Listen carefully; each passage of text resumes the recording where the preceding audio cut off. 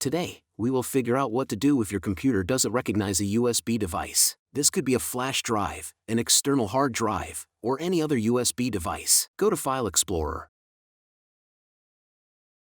Right-click on this PC icon and select Manage. Go to Device Manager and find the Universal Serial Bus Controllers section.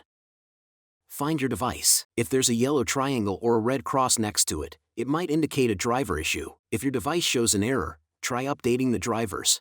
In Device Manager, right-click on your device and select Update Driver. Choose Search automatically for updated driver software.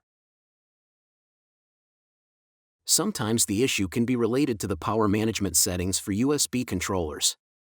In Device Manager, find the Universal Serial Bus Controllers section and double-click on USB Root Hub.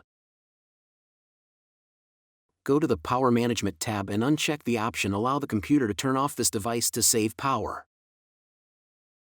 Repeat this for all devices in the Universal Serial Bus Controllers section.